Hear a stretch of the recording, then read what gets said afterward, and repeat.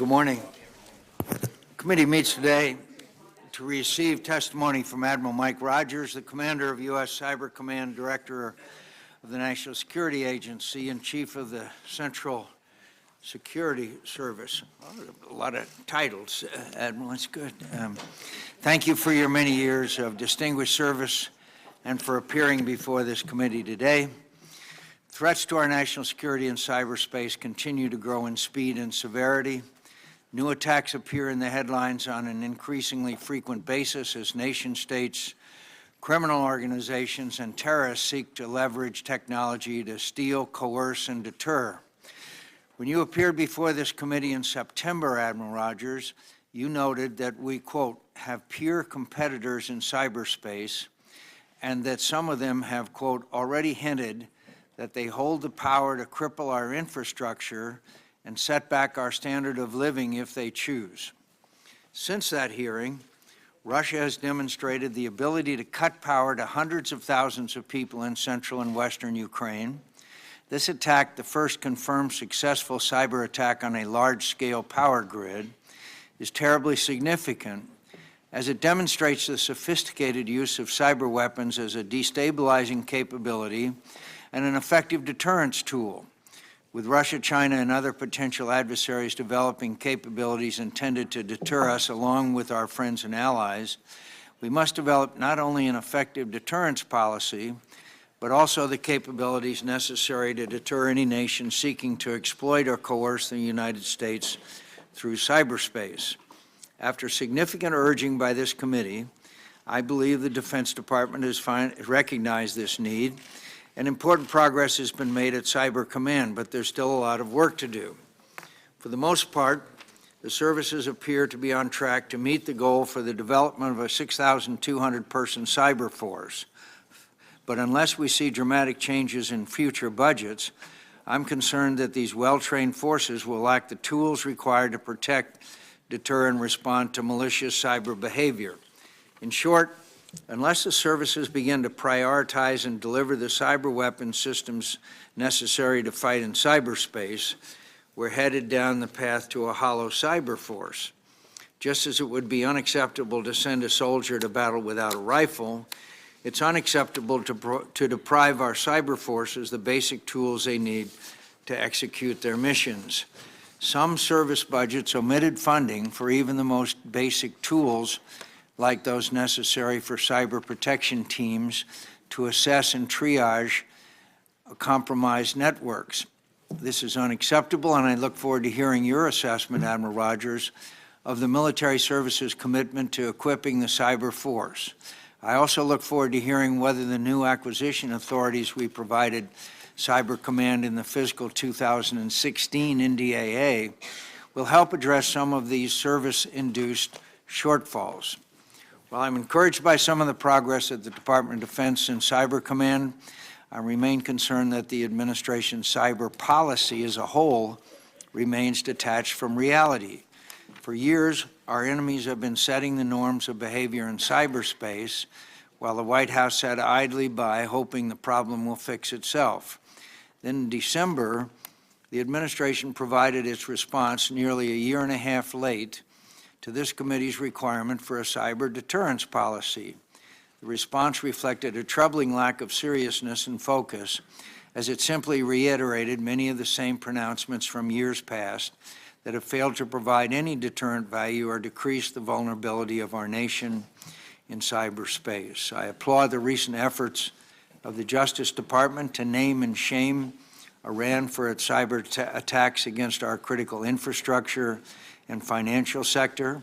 But again, I remain puzzled as to why it took nearly 5 years after Iran began attacking U.S. banks for the administration to begin doing so. That kind of indecisiveness is antithetical to deterrence, and our nation simply cannot afford it. Let me close by thanking you, Admiral Rogers, for your leadership at Cyber Command. You've always been very candid and forthcoming before this committee, and we appreciate that very much. We're finally beginning to field the cyber capabilities we need for the future. As we confront the challenges ahead, this committee remains committed to doing everything we can to provide you and the men and women you lead with the tools necessary to defend our nation in cyberspace. I look forward to your testimony. Senator Reid. Thank you very much, Mr. Chairman. I, too, would like to welcome Admiral Rogers back to the committee. Thank you, sir, and to express my gratitude to you, but also to the men and women that you lead, the military and civilians who work to secure the Department of Networks, support the combatant commands in cyberspace, and defend the nation against major cyber attacks. Cyber Command is at another set of crossroads. The committee received testimony last fall from multiple witnesses recommending elevation of Cyber Command to a full unified command. I understand that elevation has been discussed by the Joint Chiefs and that the Secretary is considering this recommendation as part of the Goldwater-Nichols reform effort. I would like to hear, Admiral, in your testimony and your comments, your views on the readiness of the command for elevation and on the related issue of sustaining the dual hat arrangement under which the Commander of Cyber Command also serves as the Director of the National Security Agency. 6 years after Cyber Command was established, the military services are just now presenting trained military cyber units to command. A little more than half of the planned units have reached initial operational capability.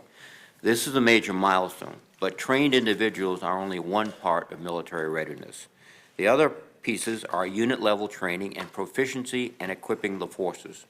The Defense Department is only at the beginning phase of building a unit-level training environment.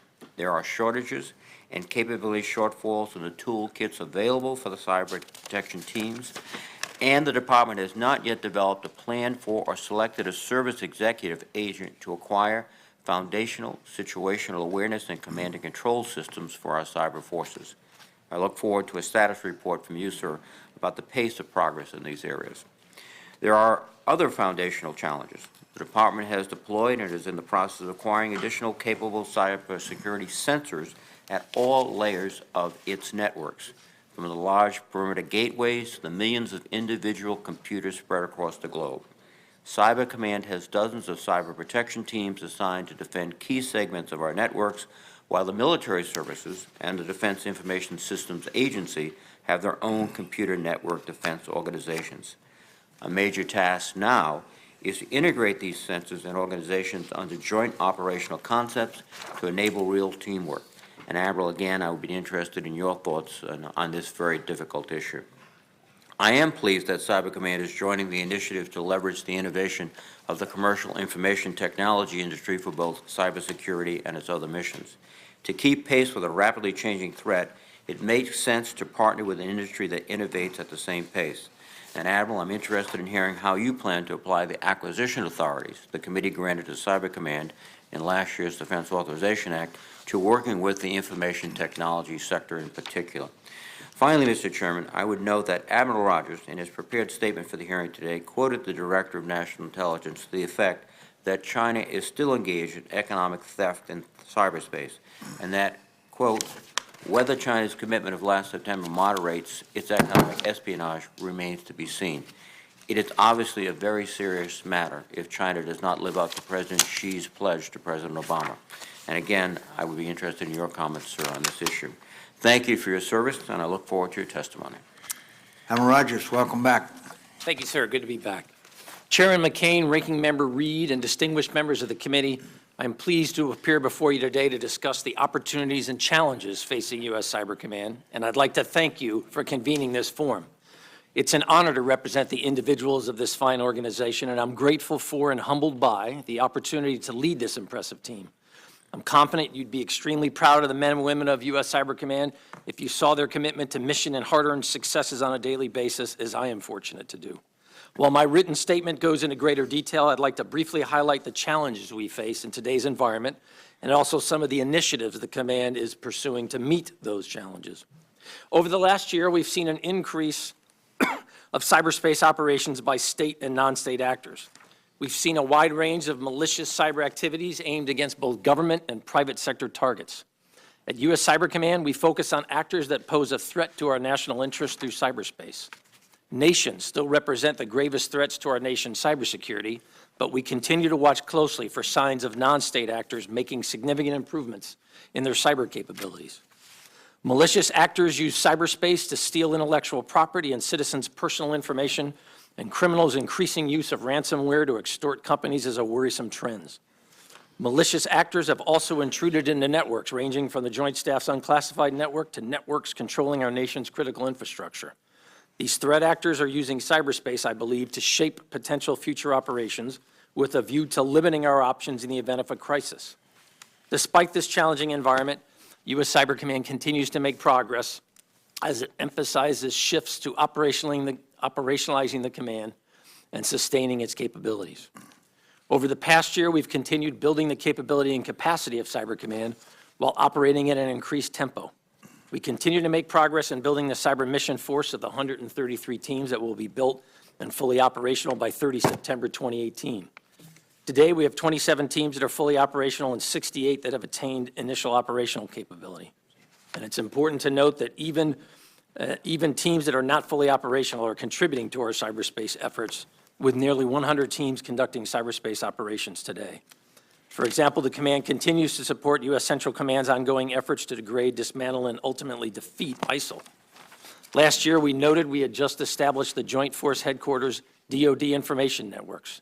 Today, I can proudly report that JFHQ DODN, as we call it, has made great strides towards its goal of leading the day-to-day security and defense of the department's data and networks. Also, as the DoD expands the joint information environment, we will have significantly more confidence in the overall security and resilience of our systems. Our operations to defend DoD networks and the nation's critical infrastructure proceed in conjunction with a host of federal, industry, and international partners. Recognizing that DoD is just one component of the whole of nation cyber team, U.S. Cyber Command's own annual exercises, Cyber Flag and Cyber Guard, offer unmatched realism as we train with federal, state, industry, and international partners. Additionally, cyber mission teams and joint cyber headquarters are regular participants in the annual exercises of all the combatant commands. While our training is improving, we need a persistent training environment, which the department is continuing to develop to gain necessary operational skills and to sustain readiness across our force. I'm excited by the innovation, cultural shift, and focus on long-term strategy that is emerging in the command and the DoD. In the last year, we've established a point of partnership program in Silicon Valley to link command personnel to some of the most innovative minds working in cyberspace. Our program is aligned and co-located with the department's Defense Innovation Unit Experimental, or DIUX, and we are building on the synergy among all DoD elements under the DIUX umbrella. Last September, the department identified the need to transform DoD's cybersecurity culture by improving individual performance and accountability. The Secretary and Chairman approved the DoD Cybersecurity Culture and Compliance Initiative to address those concerns. Cyber Command was identified as the mission lead for this initiative and is working closely with the Joint Staff and OSD to build the requisite capacity and structure. Cyber Command is also actively contributing to the implementation of the new DoD cyber strategy. The strategy, released in April of 2015, provides a detailed plan to guide the development of DoD's cyber forces and strengthen DoD's cyber defense and cyber deterrence posture. The pervasive nature of cyberspace throughout all facets of life and across geographic boundaries, coupled with a growing cyber threat, makes deterrence in cyberspace a challenge, but ever more important. A proactive strategy is required that offers deterrent options to the President and the Secretary of Defense to include integrated cyberspace operations to deter adversaries from action and to control escalation. To help with all of this, we requested and received enhanced acquisition and manpower authorities, and I thank Congress and the President for the authorizations granted to Cyber Command in the fiscal year 16 NDAA. This represents a significant augmentation of our ability to provide capabilities to our cyber mission teams, as well as our ability to attract and retain a skilled cyber workforce. We are currently studying how to best implement those provisions and laying the groundwork needed to put them into effect, while in parallel evolving a formalized synchronization framework to optimize the employment of our cyber mission force. With that, thank you again, Mr. Chairman and members of the committee, for convening this forum and inviting me to speak. Well, thank you, Admiral Rogers. General Dempsey was asked about our ability to address challenges to this country, and he stated that we have significant advantages in every major challenge except one, and that was cyber. Do you agree with General Dempsey's comment about a year ago? I do. The phrase I use internally with him is cyber is one area we have to acknowledge that we have peer competitors who have every bit as much capacity and capability as we do. That, I would say to my fellow members, the committee emphasizes our need to address this issue in a comprehensive fashion. So after we finish the defense bill, I will spend a great deal, this committee will spend a great deal of its time on this issue, since the threat is, as Admiral Rogers just stated. You stated last year in the House hearing there's still uncertainty about how we would characterize what is offensive and what is authorized. Again, that boils down ultimately to a policy decision, and to date we have tended to do that on a case-by-case basis. In other words, do we preempt? If we respond, how do we respond?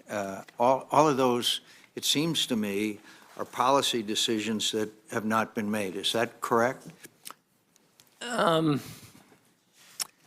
I guess, Chairman, the way I would describe it is we clearly still are focused more on an event-by-event particular circumstance. And I think in the long run, where clearly I think we all want to try to get to is something much more broadly defined and well understood.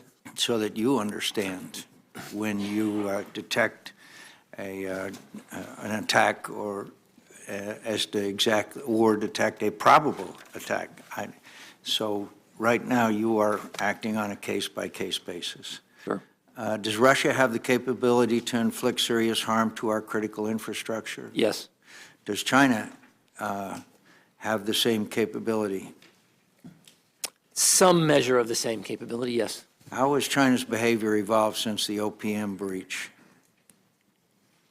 We continue to see them engage in activity directed against U.S. companies. The questions I think that we still need to ask is that activity then in turn shared with the Chinese private industry?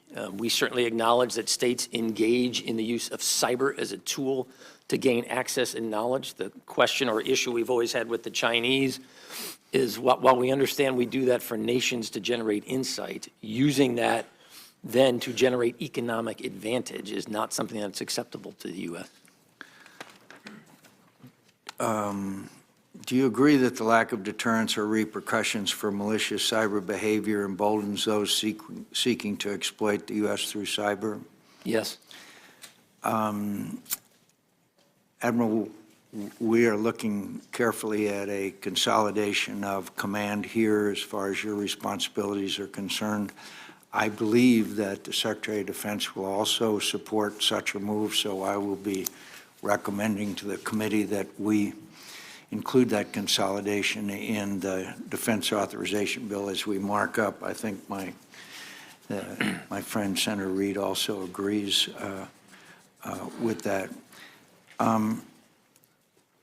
Would you agree that probably the issue of cyber warfare is the least understood by all of our leadership, including in government, executive and legislative branch? It's certainly among the least understood. I think that's a fair. And is part of this problem is that this challenge is rapidly evolving? I think that's clearly an aspect of it, the speed and the rate of change, as well as the complexity. It can be intimidating. I'd be the first to acknowledge that many people find this a very intimidating mission area. If you had a recommendation for this committee and Congress as your significant 2 or 3 priorities, what would you recommend? In terms of cyber overall? Action that you'd like to see the Congress and the executive branch take. I think we clearly need to focus on ensuring, number one, that we've got our defensive house in order and that we're able to defend our systems as well as our networks. And we need to think beyond just networks into our individual combat and weapons. Which to me means a policy, but please go ahead. Secondly, we need to continue to generate the complete spectrum of capabilities to provide options for our policymakers as well as our operational commanders. So when we have these issues, we've got a series of capabilities that we can say, here's some capabilities that we can choose from. And then lastly, I think we've just got to, the other point I try to make is we've got to figure out how to bridge across not just the DOD, but the entire U.S. government with the private sector about how we're going to look at this problem set in an integrated national way. Would you also agree that sequestration could threaten you with a hollow force after you have recruited and some of the brightest minds in America to help you? Oh, very much so. I would highlight in FY13, when we shut down the government, I can remember I was in a different job at the time, but still I was leading the Navy's cyber effort. And as much of my workforce said, so explain to me, Admiral, why we should stay with you if this is what we're going to have to deal with on an aperiodic basis, being told we're going to be furloughed, we're not going to get paid. I can remember telling them in 13, please stay with us. I hope this is a one-time thing. But sequestration means further hampering of. It means your further capabilities. because everything is, our ability to meet the timelines that we've been given have been predicated on the sustaining of the budgets. If we go to sequestration levels, I will not be capable of generating that capability in the timely way that right now we're on the hook to do. Senator Reid.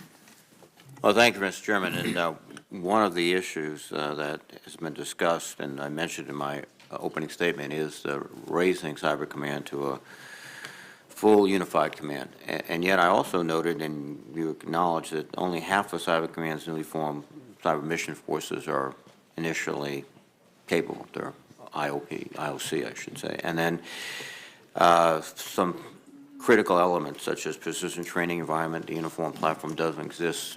Are you, in your mind, mature enough to be a full unified command now? Or? Yes. And what would that advantage give you? Or what would that decision give you? So generally, when we think about what tends to drive should something be elevated to a combatant command, broadly across the department, we tend to focus on the imperatives of unity of command, unity of effort, and is it either, in this case, it would be a functional, not geographic. Right. And in this case, does the function rise to a global level, and is it of sufficient priority to merit coordination across the entire department? The other issue, I would argue, is one of speed. All of those argue, and again, I just am one input. I realize this is a much broader decision than just Admiral Rogers, and there's many opinions that will be factored in. My input to the process has been the combatant commander designation would allow us to be faster, which would generate better mission outcomes. I would also argue that the department's processes of budget, prioritization, strategy, policy are all generally structured to enable direct combatant commander input into those processes. That's what they're optimized for. And I believe that cyber needs to be a part of that direct process. The other aspect, obviously, is the relationship with NSA. And there are several options. One is to have separate commanders. One is to have one commander with a dual hat. Or one option or additional option is to, at least at a future time, have the option to divide the dual hat arrangement. Can you comment on that issue? So my recommendation has been, for right now, you need to leave them dual-hatted. Part of that is the very premise that we built Cyber Command when we created it 6 years ago, where we said to ourselves we were going to maximize the investments that the nation had already made in NSA in terms of infrastructure and capability. So because of that, we didn't have a huge military construction program, for example, for Cyber Command, and put these cyber mission forces, the 6,200, in different structures. We said we were going to take NSA's existing space as a vehicle to do that. So my input has been, for right now, based on the very model we created Cyber Command, where we really, in many ways, very tightly align these two organizations, that at the current time, it would be difficult, not impossible, first to acknowledge that. It would be difficult or less than optimal, in my opinion, to try to separate them now. But what I've also argued is, but we need to continue to assess that decision over time, and you need to make it a conditions-based assessment as to, at some point in the future, does it make more sense to do that? And part of that is the fact that if you are a unified command, you will be developing alternatives to NSA capabilities. Yes. It's exclusive to Cyber Command, so that at some point you could have an infrastructure that looks remarkably like NSA, and the synergies you're talking about now aren't operational. That's important, right? Yes, sir. One of the issues is that you depend upon the services to provide you a great deal of resources. In fact, it is really, I think, interesting to note that only half of these identified units are released initially capable, and that there doesn't seem to be an intense training effort that's standardized and in place right now. What can you do, and what can we do to accelerate these units in terms of their maturity and their training environment. So if I could, Senator, I'm going to respectfully disagree. That's quite all right. You don't even, well, you have to be respectful. Remember, we started this build process in fiscal year 13, and we said that we would finish it by the end of fiscal year 18 at full capability and ready to fight in a high demand environment.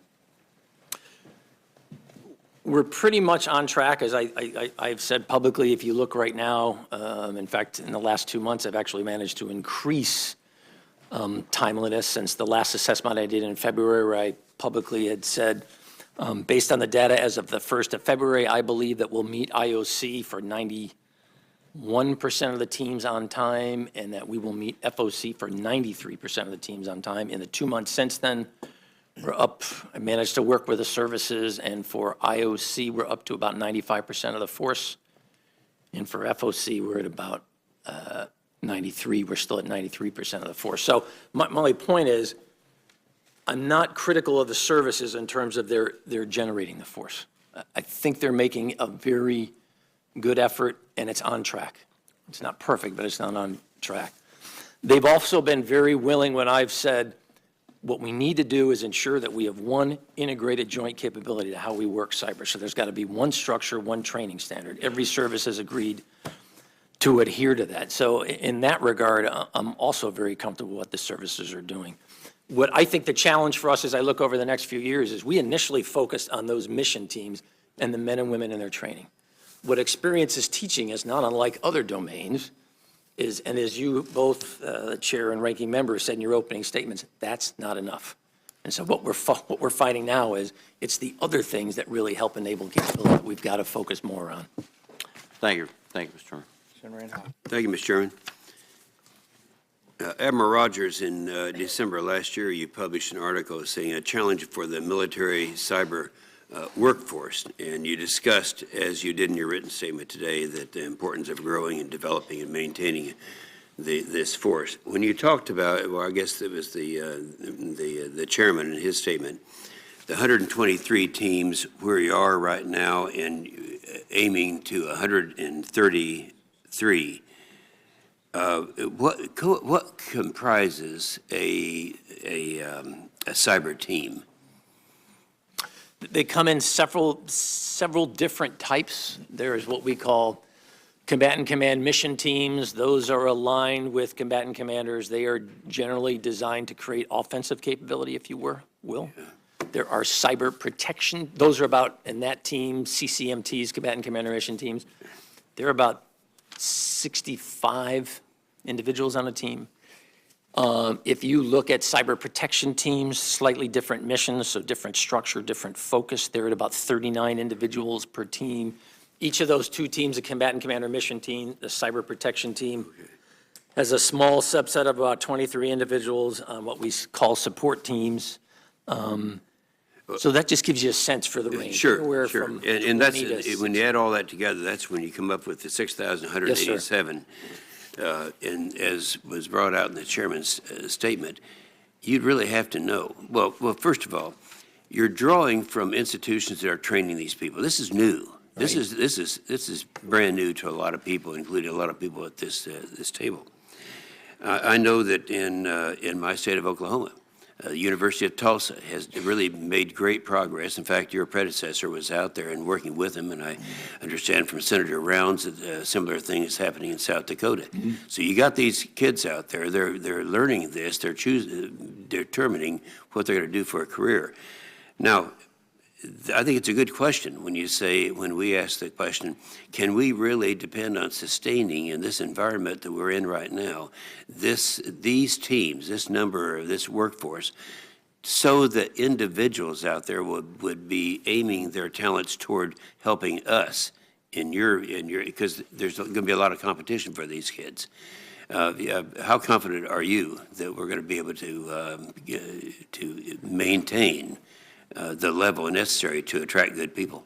So experience to date says we're doing a good job in that regard, both for our ability to recruit and retain. What tends to drive that to date, our experience suggests, is the desire of men and women, whether they're civilian or in uniform, to be part of something bigger than themselves, to do something that matters, and to do something on a cutting edge. That, if you will, is really what powers the men and women of the teams. Yeah.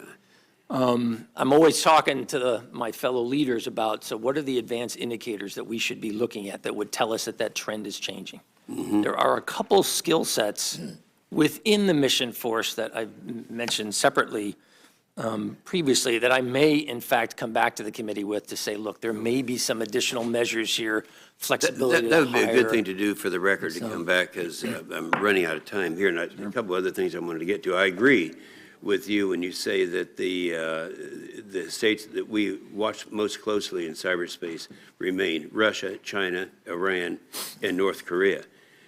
At the same time, I noticed that there's an effort, and this came when our FBI director, James Comey, was in contact with these people, that China is trying to develop a closer relationship with us, when in fact, they're the ones that we're going to be watching. You're not entertaining any kind of a close relationship with them that might impair that No, sir. area. Okay, good. Yesterday in the an article came out on the GAO report that says the Pentagon doesn't know who's in charge for responding to a massive cyber attack. And they go on to talk about the Northern Command. They talk about what we are doing. They're talking about Homeland Security. And you're familiar with this report that came out yesterday? No, I'm not, Oh, but I'm okay. familiar with the broad premise. Well, okay, well, the conclusion of the report, and I'll just read this, and it says, "We believe that by issuing or updating guidance that clarifies roles and responsibilities of relevant DoD officials, DoD will be in a better position to plan for and support civil authorities in a cyber incident." This is a GAO report, so I suggest that you look at that and see if we have reached their conclusion so far. Thank you, Sure. Mr. Chairman. Senator Manchin. Thank you, Mr. Chairman. Thank you, Admiral, for being here and for the work you do. I appreciate it very much. We face a wide range of cyber threats from terrorist groups like ISIS, criminal hackers, and spies, and all the underlying. In nearly every briefing about our national security, I've asked about the issues of cybersecurity and protecting our power grids. Yeah. And it's a very important issue to me, and the amount of power that our little state produces for this country. In the short term, which cyber threat is most dangerous to the United States? I guess it may be our grid, our food supply, our water supply. What is most vulnerable that we should be working on? Power and basic infrastructure, something always concerns me because the potential impact on the nation is very significant. Should we have significant issues there? I'd also argue one sector that I worry about a little bit is you look at the amount of personally identifiable information that is resident out there in a lot of areas. Healthcare is a good example where the amount of data that we have all provided to the medical world that is available out there on all of us and our families. That worries me about, and that's reflected, and you look at OPM, you look at the Anthem health insurance, large data concentrations are now increasingly become an attractive target because of the power of big data analytics. Massive amounts of data that 10 years ago we would have said to ourselves, no one could ever really comb through that to generate insights or find anything. It's just too large. You sure don't have those conversations anymore. I mean, we talk about cyber, we keep talking about basically our corporate, corporate hacking, if you will, for proprietary reasons. And then you look at the military hacking that goes on for our defense reasons. But then you look at just the everyday life that we've come to expect that could be probably disrupted with quite alarming, Yes, sir. alarming concerns. The other thing, in your testimony, you mentioned that the Guard and Reserve Forces are being assigned to all levels of U.S. Cyber Command and the Cyber Mission Forces.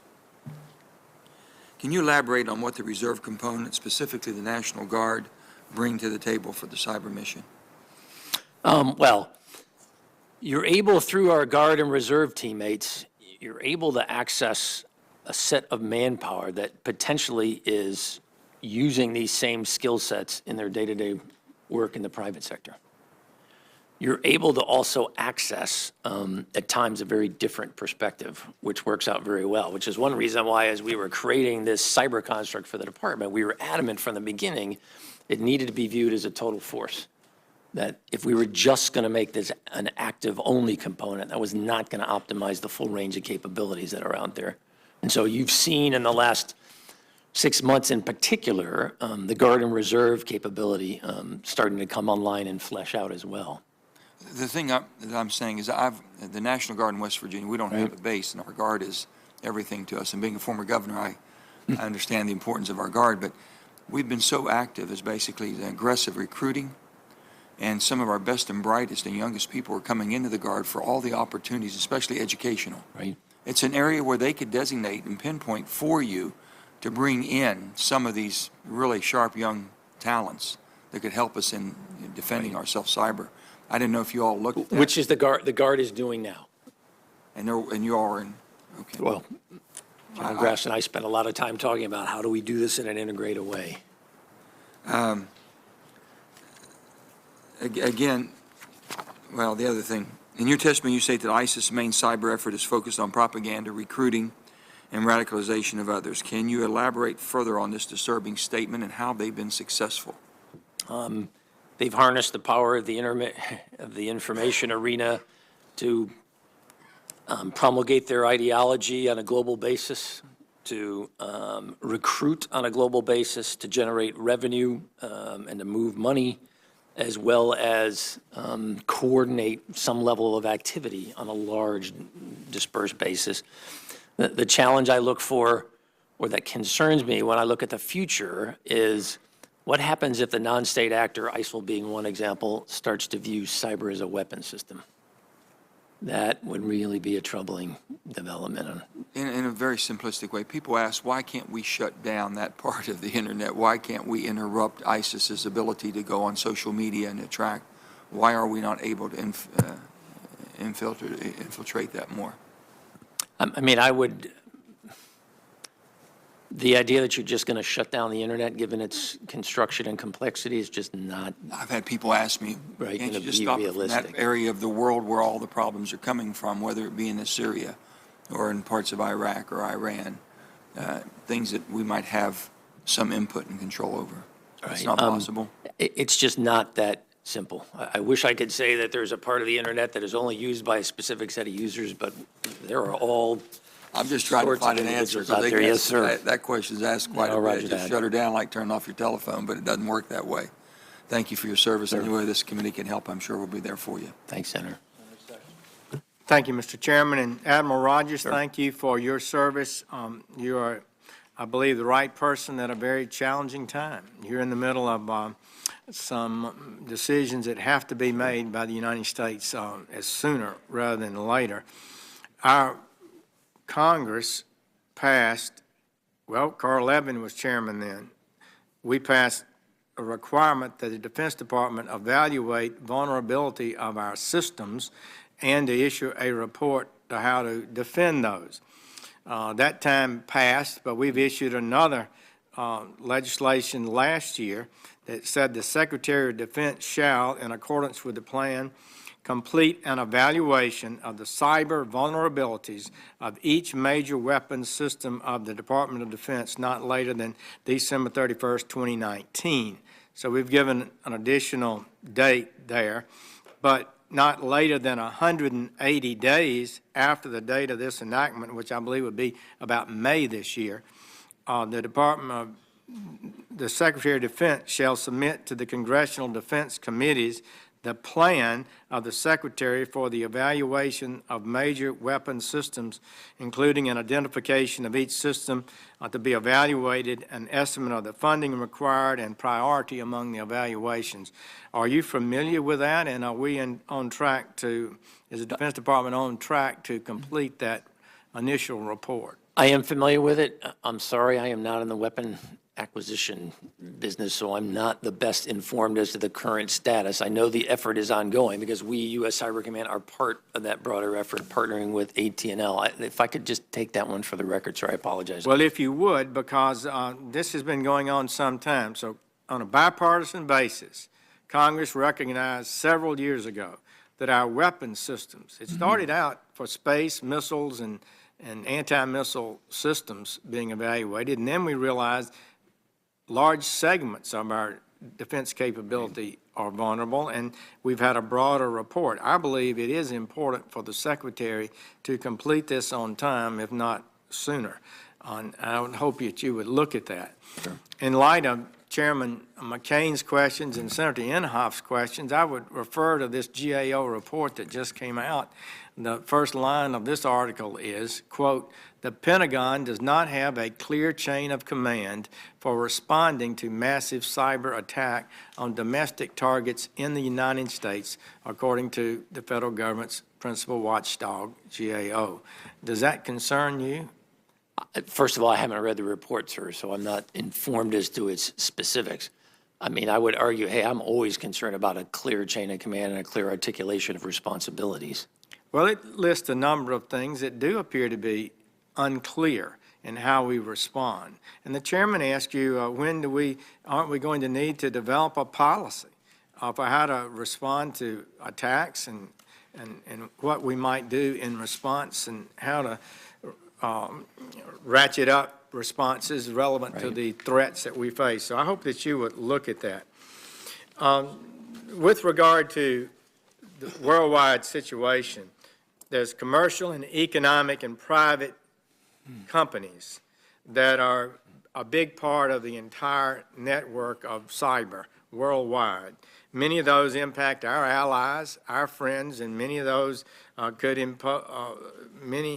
companies could be based in countries that are not friendly to us and would like to penetrate our systems. Are you concerned that all of our allies, Asia, Europe, need to be aware of this danger, and are we working to make sure that segments of those systems aren't purchased or impacted by entities that could be hostile to our joint interest? So I share your concern about supply chain vulnerability, is the phrase we use to That's a describe. good word, supply chain that. vulnerability, okay. And it is growing in probability, if you will, given the nature of the economic world we're living in now. We have a process within the U.S. government to address these issues for major purchases, companies, national security priorities. We have a specific process in place for some components of DoD infrastructure, like the nuclear world, for example. But if you look at its proliferation of the issue generally across both our allies and ourselves, this is an issue that's only going to get tougher, not easier. Could be going on for decades, it seems to me. And do we need to meet with our allies to develop a unified policy to protect our joint systems? It is a discussion we have with our allies, and it's much, as you said, this goes across the commercial sector, DoD, government writ large. It's out there for all of us. Well, I thank you for your leadership. There'll be a lot of challenges like that in the months to come, and you're at the focal point of a critical issue, and I hope you'll not hesitate to lead and tell us what we need to do to help you. Roger that. Thank you, Mr. Chairman. Admiral Rogers, I need some clarification of what your responsibilities are in Cyber Command. Are you responsible for protecting this country from cyber attacks on private networks and corporations, or is it simply government networks? So DoD has a responsibility to defend critical infrastructure against events of significant cyber consequence. So critical infrastructure, that, for example, in May, we had 3 urgent care centers that were hacked. We had Maine General Health, which is one of our major health care, they were hacked. Is that part of your, what's the definition of critical infrastructure? No, there are 16 segments that the federal government has identified as having significant implications for the nation's security, but the second component, I would argue, of the definition I gave you of the mission is not just the sector that was attacked, so to speak, but also the magnitude of the event. In DoD, we use the phrase significant cyber consequence. The concern being the Department of Defense is not resourced, nor is it currently tasked with defending every single computer structure within the United States. And so we try to identify where can our finite resources be best applied? And so they're focused on those 16 segments that have been designated as critical to the nation's infrastructure, and then tripped in those circumstances in which the actions against one of those 16 segments reaches significant cyber consequence. But in terms of national defense, it's death by 1,000 cuts. I mean, we're being hacked every day in insurance companies, businesses. Some of it is cyber espionage, as you point out, but some of it is some of it's criminal. But it seems to me we need to be thinking about who is responsible. I mean, I understand you don't call out the Army if there's a criminal in one town. You have local police, but there's a gap here. Do you see what I'm saying? Yes, sir. There's a gap in our defenses because we really don't have the infrastructure of the state police or local police that would protect local interests when they're being attacked, and you have the expertise. We have to work out something as between Cyber Command and local law enforcement, if you will, to protect us from these repeated and continuous and escalating attacks. Although if I could, I'd urge us to think more broadly than just Cyber Command. I think the challenge is, how do we harness the capacity and capability that is resident within our government structure, teamed with the capabilities that are resident in the private sector? It's much bigger than just, don't get me wrong, we're definitely a part of this. But I always urge people, we have got to think much more broadly than Well, just the I think DoD. that's a good way to articulate it. We keep talking in these hearings, when are we going to have a well-developed and articulated cyber deterrent strategy? And I emphasize in my notes, I underlined the word articulated. It's not deterrence if it's not articulated. But we need definition of what is an act of war, what is a proportional response, what is a mutually assured destruction situation. This, it seems to me, is this in the works, and if so, when? I mean, sir, I don't have a date for you. That's well beyond the mission set of U.S. Cyber Command. I am part of those discussions. I'm the first to acknowledge that. I try to provide an input and just be one voice as to what I think is the direction broadly that we need to go. I apologize, Senator. I don't have a specific date or timeline for you. It just seems to me that as a matter of policy, that we really need, this needs to happen. We've been talking about this as long as I've been on this committee, and we aren't there yet, and yet something terrible is going to happen, and a lot of people are going to say, well, why didn't we have a policy? Why don't we have a deterrent policy? Yes, so I would urge you and the councils of the administration to push for a sense of urgency on this question, because if all we do is defense and there's no deterrence, ultimately we're going to lose that battle. Yes, sir. It's a losing strategy.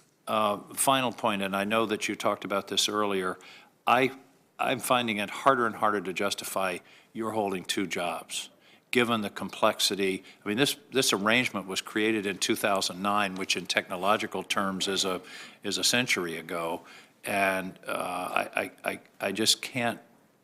I mean, I understand the relationship between NSA and Cyber Command, but particularly if we move in the direction, which I think we are, of setting up Cyber Command as its own independent combatant command, to have the same person trying to run those two agencies, I just think is impractical and almost impossible. I've been doing it for 2 years to date. And you've been doing it very well. So as I said in my initial comment, I agree that it's something we need to continue to assess. I agree that in the long run, the probably best course of action is to ultimately put both organizations in a position where they're capable of executing their mission in a complementary and aligned way, but in a more separate way. But the reality is we're just not ready to do that today, I believe. Now, don't get me wrong, if I am ordered or directed, I get paid to make things happen, and I will execute it to the best of my ability. But I take it you agree that we should Cyber Command should be its own combatant command. I do, sir. Yes, sir. Thank you. Thank you, Mr. Chairman. Subject to the will of the entire committee, that would be my intention, and Senator Reid and I would propose that on the defense authorization bill. Right, Jack? I think so, sir. I think that's something we're going to consider, but I think it's valuable to have Admiral Rogers' comments today and to consider them as we go forward. Thank you. Senator Fisher. Thank you, Mr. Chairman. I look forward to the discussion on raising cyber to its own combatant command, and I look forward to our discussions as a committee on the importance of cybersecurity for this country. Admiral Rogers, in your prepared statement, you mentioned the cyber attack on Ukraine's power grid, and you also note that you have seen cyber actors from more than one nation exploring the networks of our nation's critical infrastructure. Do you believe that our national mission teams possess the necessary skills relating to industrial controls and SCADA systems to be able to stop or to recover from an attack on our power grid? We have the skills. The challenge for us at the moment is one of capacity. What I mean by that is, in the 2 years I've been in command, I have yet to run into a situation where we didn't have a skill set to apply against the problem. But the challenge at the moment, because we're still in the midst of that build, is sometimes that skill set is embodied in an incredibly small number of people. And if we had multiple events simultaneously, for example, that gets to be under the where we are right now. If you snap the chalk today, so to speak, capacity really is the greater concern to me than capability, if you will, if that makes sense. Well, I understand your demands on the force to exceed that capacity, but as you add those capabilities, how are you going to prioritize the duties and the responsibilities that you're going to have? How do you plan to prioritize placing that building competency with our industrial control system? Is that going to be something you're going to focus on in the near term, or is it going to take a back seat to maybe some of the other areas that you're looking at for the cyber mission forces? So it's something we're doing right now. I would also highlight that the very construct of the force, by creating a separate section of the force that is focused purely on defending critical infrastructure, was designed to account for that. How do you make sure you prioritize this capability and ensure that at least an element of the force that we are building is focused like a laser on the defend the critical infrastructure mission set? It's a carved out separate entity. It's the National Mission Force, we call it. General Nakasone is my component commander doing that. But Do you have a plan to work with the services then on building that profile? Oh, yes, ma'am. Is it near completion? You heard Senator King ask about policy. We've been asking about policy for a long time. We don't have a policy, but so if we don't have a policy, how are we going to develop plans? Well, my remind people is, look, even as we're trying to get to the broader issues that you have all raised, much of which is outside the immediate mission set of Cyber Command, hey, look, our mission is generate capacity and capability, ensure that we're ready to go as those broader issues are being addressed. So we're trying to deal with the deterrence piece by generating the capabilities that we think would be part of that deterrence discussion, by generating the defensive capabilities that we think would be part of that deterrent discussion. I don't want to wait for everything to fall in place, that we just can't afford to do it that way, as perfect as it would be in some ways. But I agree with you. We don't have time to wait. yes, ma'am.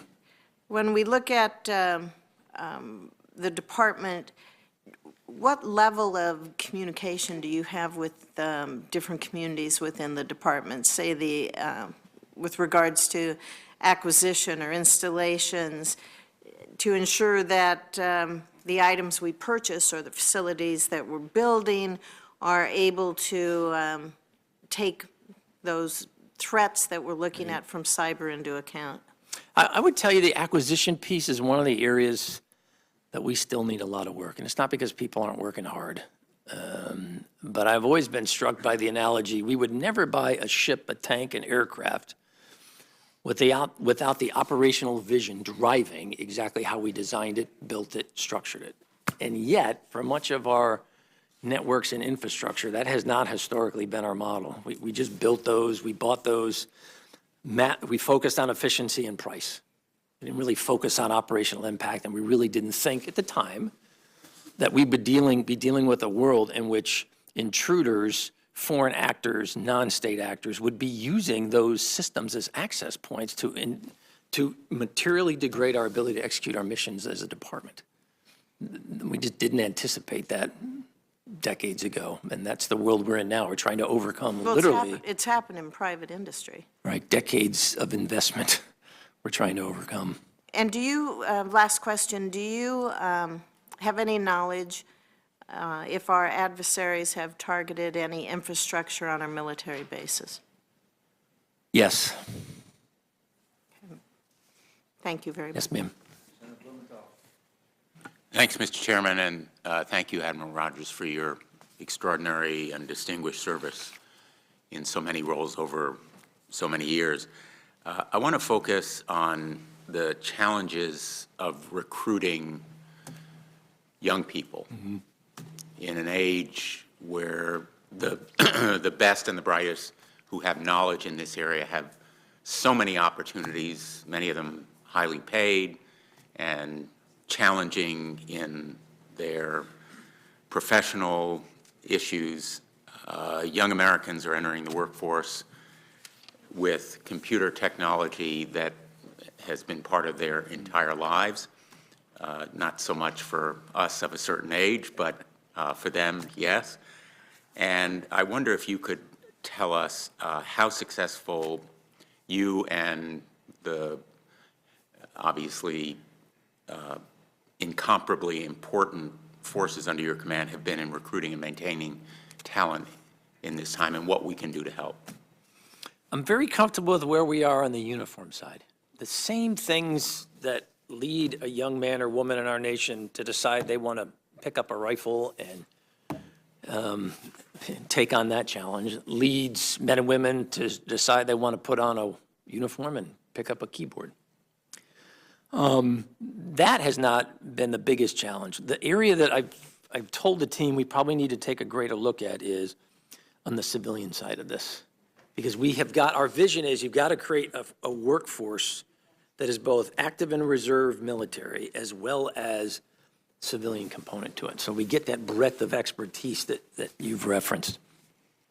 While we're meeting our targets right now on the civilian side, as I've said, there's a couple skill sets already where I think I'm going to have to come back to the committee to say, look, I could probably need some help here with, can I come up with some different processes or options that would make things more attractive to particularly some very high-end, very small number of skill sets that I don't have huge numbers of, but they're incredibly valuable for us. That's one area where I'm thinking I'm probably going to have to come back. I have to work this with the department first, but my experience is telling me, you know, Mike, we need to step back and take a look at this piece of it. Is there sufficient, are there sufficient resources devoted to research, the personnel available to supervise that research and, in effect, planning for the future? Right. I mean, there's never, I'm not going to pretend for 1 minute that you have all the people and all the money and that you would like. It's, I would argue, characterize it as reasonable right now. It's not a major issue in the sense that as a commander, I've said to myself, wow, we've got a significant deficiency here that will impact our ability to execute the missions. I haven't seen that. I know that you indicated earlier that you haven't read the GAO report. Right. But I wonder, focusing on the local capability, and particularly on the private sector, the infrastructure segment that you mentioned earlier in some of your conversations with my colleagues, transportation, financial, electric, how well are they doing in protecting themselves? I would, if you look across the 16 segments in the private sector that have been designated as critical infrastructure in terms of impact on the nation's security, I would argue some are ahead of others. I'd probably put financial, for example, not surprising in the sense that has access to more resources than some, has come to the conclusion that cyber potentially calls into question their very business model, since it's built on the idea of trust and the ability to move funds globally simultaneously through these transactions, if you will, that we all believe in and trust. And on the other hand, there are some industries, in their defense, I look at them and they're quick to remind me, hey, remember, our business model is different. We're a regulated industry, for example, in order to generate resources to apply to increase our cyber defense, our cyber capabilities. The only way for us to do that is raise rates, for example. Most consumers not really enthusiastic about that. Most regulatory bodies not necessarily overly enthusiastic about that at the moment. And those regulated industries would be electricity. Like power is an example. Yeah. There's a couple of others that fall into that. And are there unregulated industries that are also in need of improvement that you would put at the bottom of that list of readiness? There are some. I think I've publicly previously talked about healthcare, for example, is one of the 16 segments I look at, and I go, that's an area probably that needs a broader top to bottom look. Although I'm the first to acknowledge it's really outside my immediate mission area, and I don't bore into it every day. But as I look at where potentially we're going to be tasked to provide our capabilities to partner with, it's an area that I pay attention to. Thank you very much. Sure. Thank you, Mr. Chairman. Thank you, Mr. Chairman. Admiral Rogers, first of all, thank you for your service.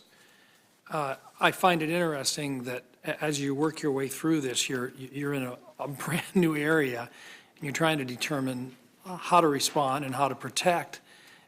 It seems that when you lay this out and you say that you have 16 different segments within the realm that you're responding to, fair to say that they break out into either information or data systems and operating systems in terms of the way that we look at what the data is, or the different systems that we're looking at as being vulnerable? A data system being the collection of information on individuals, and operating systems being those systems perhaps necessary for the infrastructure within our country. A fair way to break out. I guess that's fair. To be honest, Senator, I've never really thought of it that way. Not that that's a bad way, I just haven't. Well, the reason that I ask is it would seem that while information systems would contain material, information that would be of a private nature perhaps, trade secrets, it may very well be information on an individual, such as the information that we lost to the federal level when our federal systems were hacked. At the same time, we have an operating system out there for the utilities. We have operating systems out there for dams. We have operating systems for nuclear power plants. Clearly, in those areas, if someone with intent could get into an operating system, they could do significant amount of damage and perhaps bodily injury as well. Fair to Yes. look at it. Based upon that, when you look at your role and the role of Cyber Command, do you see this as protecting? Do you see them different in terms of how you protect, or do you see your role different with operating systems versus data and information collection systems? So our protection scheme, if you will, is based on two different pieces of strategy. The first component of our strategy is our intent is to go into foreign space to stop the attack before it ever reaches those systems.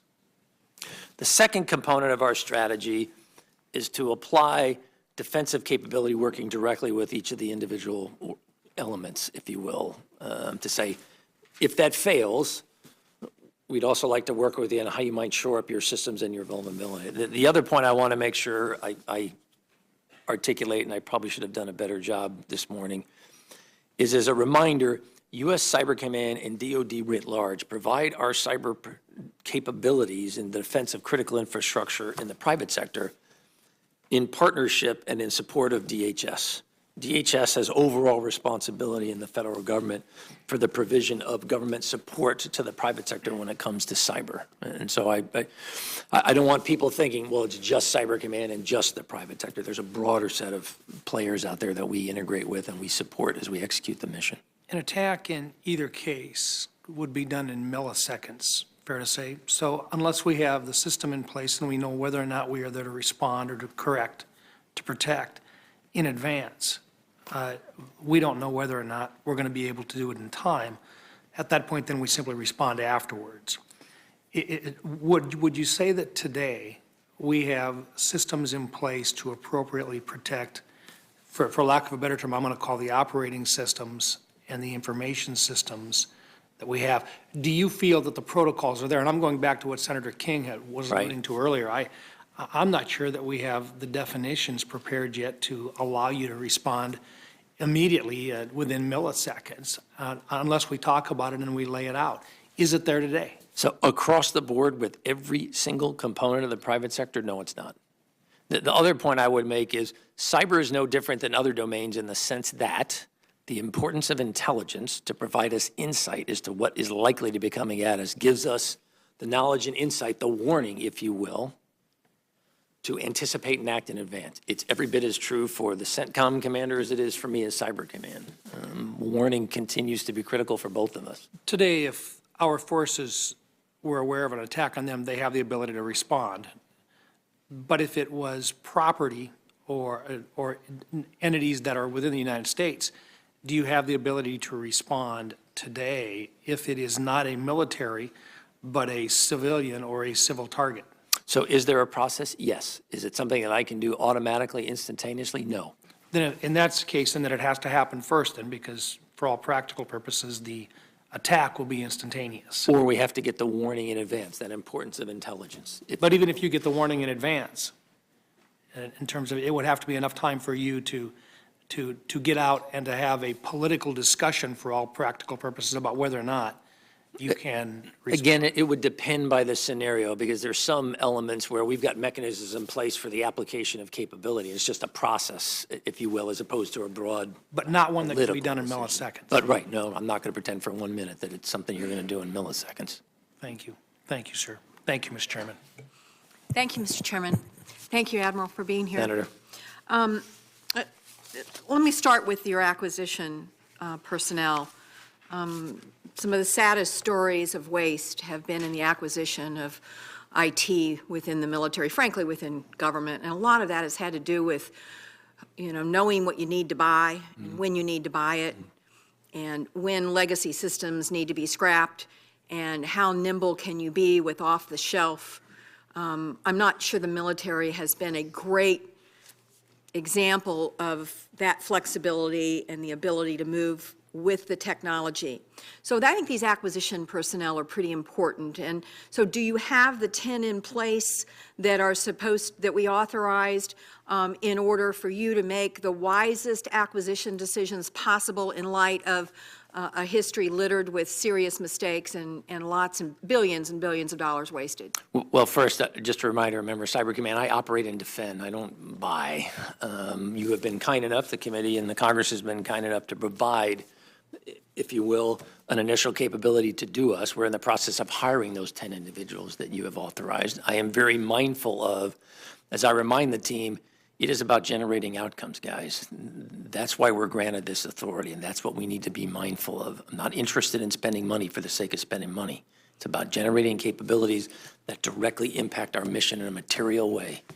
Well, I would be interested in how you are acquiring, with more detail, if you Yes, would ma'am. provide it, how you are finding the right acquisition personnel, and how competitive are we in finding the right acquisition personnel? Because in many ways, I think that's the key to the kingdom.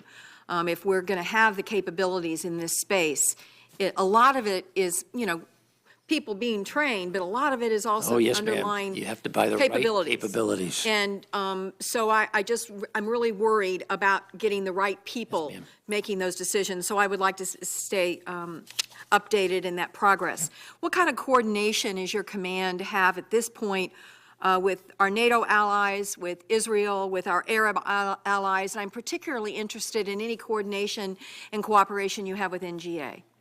So I'm not going to publicly in an Obviously. classified forum go into the specifics.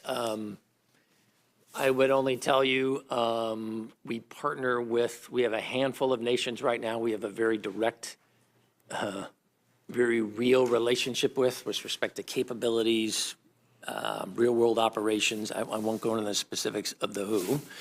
One of the challenges I find is cyber, like any other mission area, we have got to prioritize. So when I look at foreign partnerships, I ask, where is the greatest return for us as a department, as a DOD, and where's the greatest return for us, U.S. Cyber Command, in terms of the ability to execute our mission? Because I spend almost as much time with a discussion with the team about what we're not going to do as what I discuss what we are going to do. Because I always remind them, particularly since we're still in the midst of building this capability out, prioritization, prioritization, prioritization, guys. We can't do everything. And so we've identified an initial set of foreign partners, if you will. Those partnerships today are generating capability that we're actually using today. Great. And maybe in a classified setting, I could get more information. Yes, ma'am. What is the ratio of civilian versus military within the command at this point? It's about, we're trying to build to about 80% military, 20% civilian. If you looked at it today as a snapshot, it's probably, off the top of my head, 70-30, 70% military, 30% civilian. And what about contractors? What is the ratio on contractors, and what is your goal on contractors? Because this could be an area, and of Right. course, you know, underlying that is a concern about the actual screening of contractors. What is your ratio now of contractors to DOD, and what do you want it to be going forward? We probably right now, apologize, I'm trying to do the math in my head. It's probably about 25%. We have an addition, over and above the government, civilian, and military, we have an additional 25%. Off the top of my head, we have about an additional 25% on the contractor base. And is that where you would like to be going forward, or do you see more reliance on contractors going forward? I'm a little bit leery of over becoming reliant on contractors. Why? Because I try to remind people, cyber is a domain in which we conduct a wide range of military operations. And in accordance with the law of armed conflict, those operations need to be conducted by military personnel. So I'm not trying to minimize the role of contractors. I just try to remind the team, it's not one size fits all. So we've got to step back and ask ourselves, what's the right allocation? I'm pretty comfortable right now. I wouldn't argue that it's among my highest priorities in terms of increasing the ratio of contractors. I'd argue right now, probably priority number one, manpower-wise, as I've said, is the civilian piece. I'm very comfortable with, we're tracking and we're going the right way in the uniform piece. The civilian areas where I know I'll be paying more attention to in the coming year. Thank you, Admiral. Yes, ma'am. Thank you for your fine work, Admiral. Can you hear me? Yes, sir. Okay. The threats nation state-wise in terms of who we're most threatened by? I would argue Russia, and again, the probably in terms of you look at capability, the other four that we have publicly acknowledged we pay great attention to, China, Iran, North Korea, and then the non-state actor is the other category where I look that could be a game changer where there's some of the dynamics to change. On the terrorism side, could you give us the top couple of terrorist organizations you're worried about? It's not that I don't know it on an unclassified form. Okay, well, we don't go down that If I road. could, thank you, sir. On the criminal side, what areas of criminality do you worry the most about? What countries? I would argue right now Russia probably has the most active criminal element with the greatest capability. Do you think the Russian government's doing anything constructive in terms of regulating their criminal activity in cyber? I would only say it doesn't appear to be getting much better. What about Iran? Has Iran gotten better in the last year in terms of their cyber activity? Yes. Are they less threatening? I apologize, I'm not sure. Are you they mean less threatening or just more capable? I'd argue they're increasing their investment, they're increasing their level of capability. We have not seen the same level of activity from them that we have seen historically in the past. I have seen some of that same activity directed at other nations and other groups around the world. They're improving their capability? Yes, sir. Do you know if any of the money they're getting from the Iranian nuclear deal is going into their cyber upgrades? I don't know for a fact. Okay. Is it fair for the country to establish as a policy cyber dominance over enemies, that we want to have a dominance in this area of warfare? I mean, I would argue we want to have the same level of capability and supremacy in cyber as we have articulated that we want in every other. Okay, well, I think that's a for our good goal, nation. so let's march down that path. And I associate myself with Senator King about what we need to do as a nation. The Navy, the difference between the Chinese Navy, the Russian Navy, and the American Navy is pretty wide. Yes, sir. In the cyber arena, how close is it? I have publicly stated before the Russians I would consider in cyber peer competitor. China, not in the same place, but rapidly attempting to get there. So the gap between the dominance we have on the seas and cyber is not nearly. Not nearly the same. Okay. When it comes to Iran, when you compare their Air Force to our Air Force, what's the gap?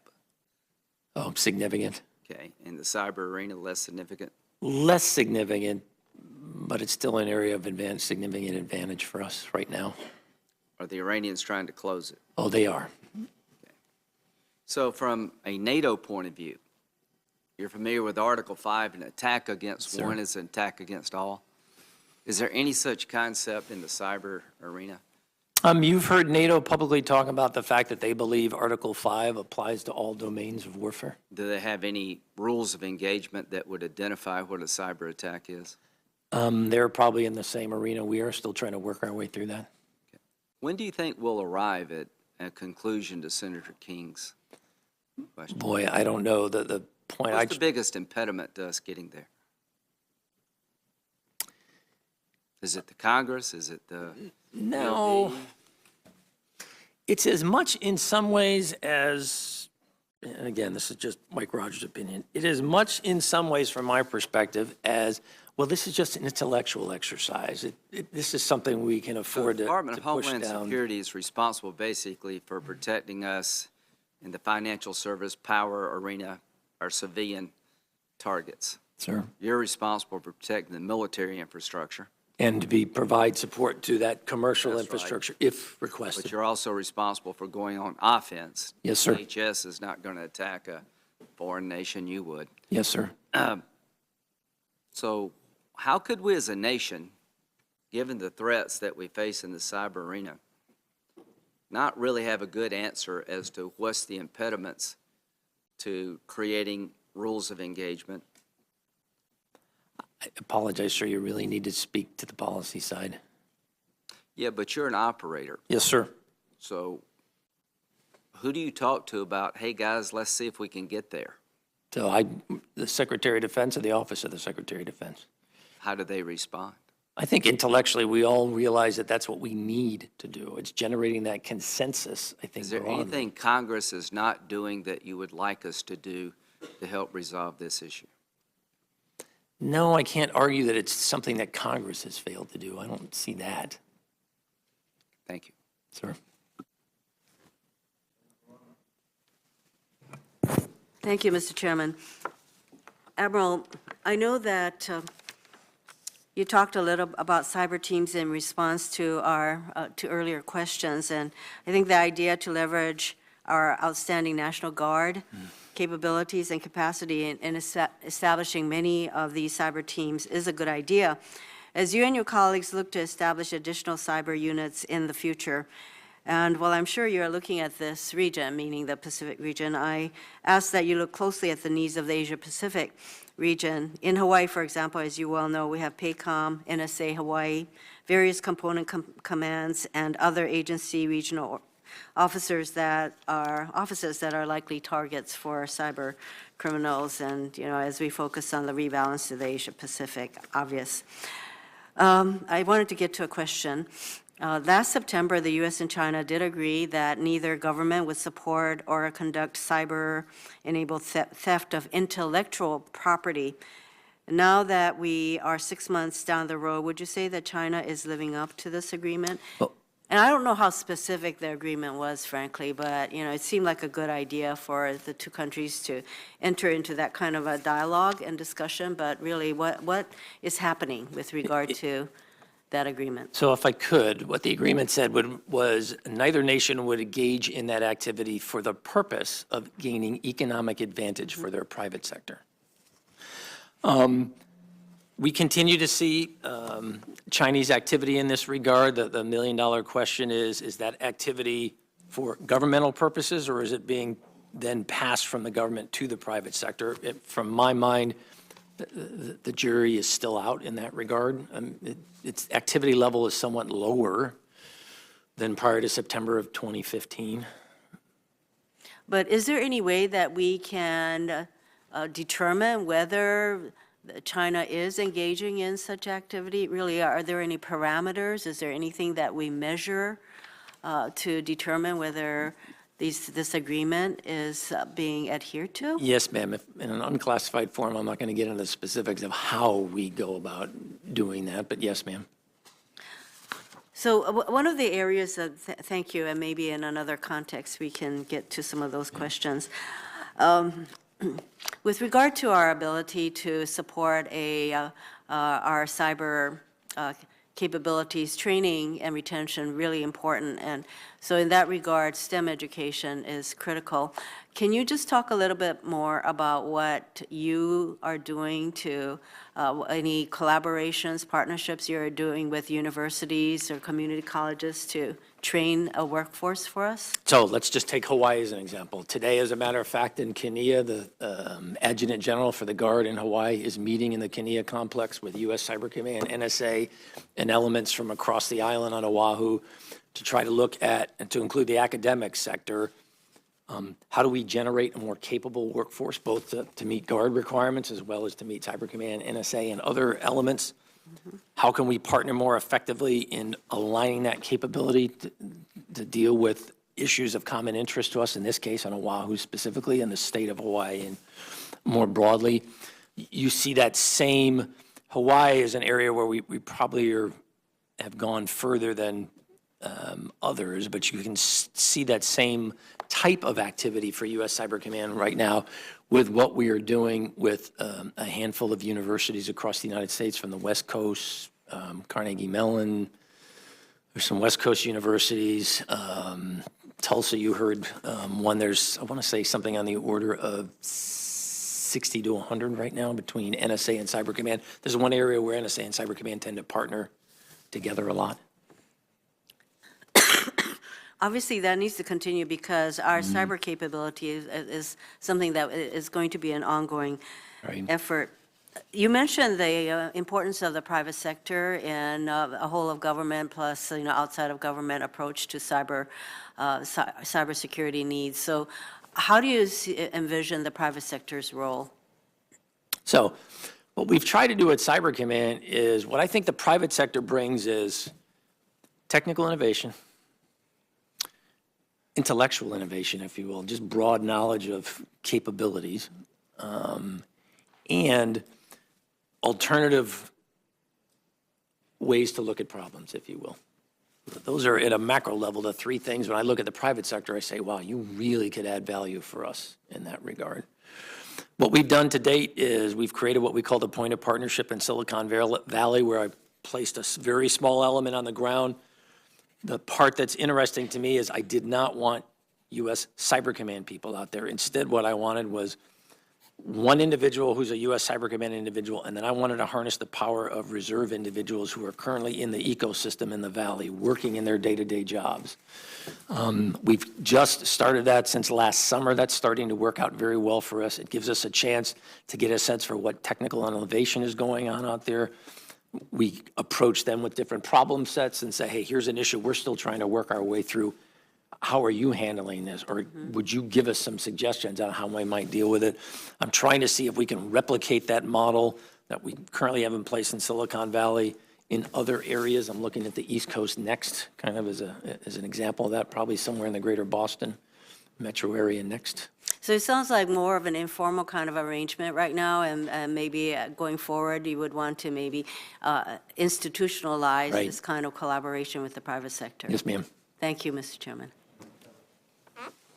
Thank you, Mr. Chairman. Admiral Rogers, I don't envy you with the job that you have, the complexity, and then the additional challenges that we have, as the chairman has said, about sequestration, things that are on the horizon that you have to worry about. That, and listening to the discussion, I think one thing that's very important is we're never going to have the perfect weapon. This is not, absent the United States coming up with a game-changing offensive or defensive capability of the scale of the Manhattan Project.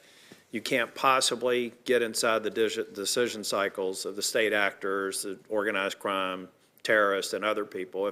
And when you think about decision cycles in this realm, you think about every single day you get new malware, viruses, other technology added to your PC to deal with new threats that didn't exist a day or two or a week before. So I'm trying to get my head around how you really even segregate your scope of responsibility, which is largely, the vulnerabilities of, say, the DOD, or with however you would like to define your scope of ability, and how you differentiate that from the broader private sector threat. I mean, you've got 28 million small businesses. You have close to 19,000 businesses with 500 employers or more. You have distributed public sector infrastructure, whether it's electric, water, gas.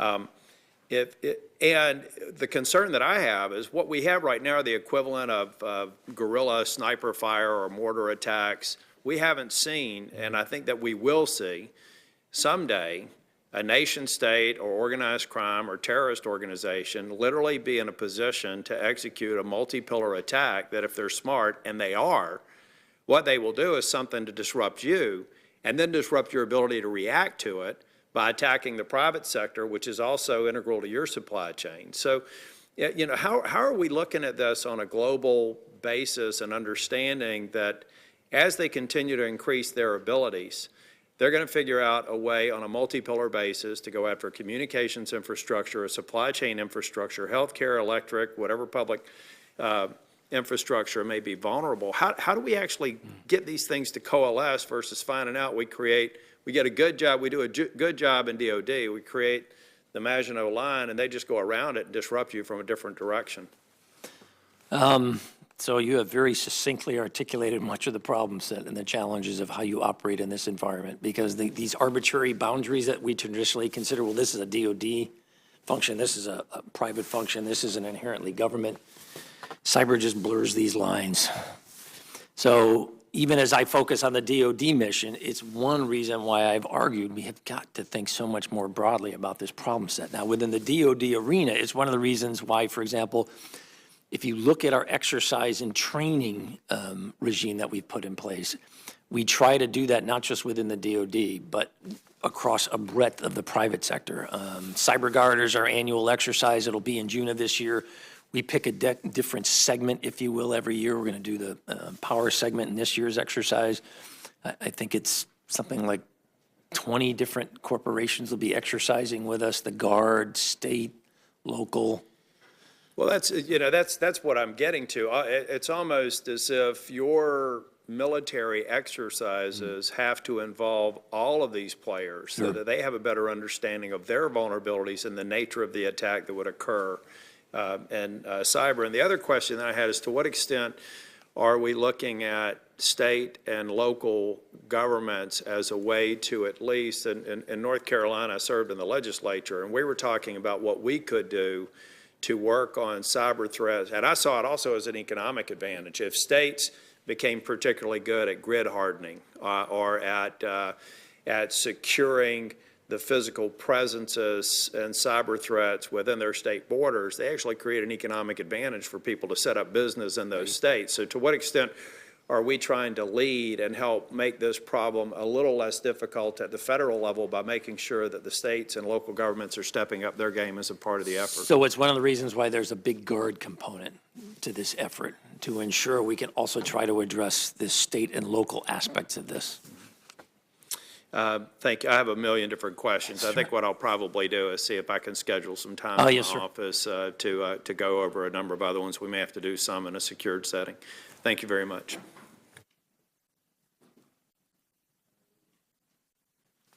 Thank you, Mr. Chairman.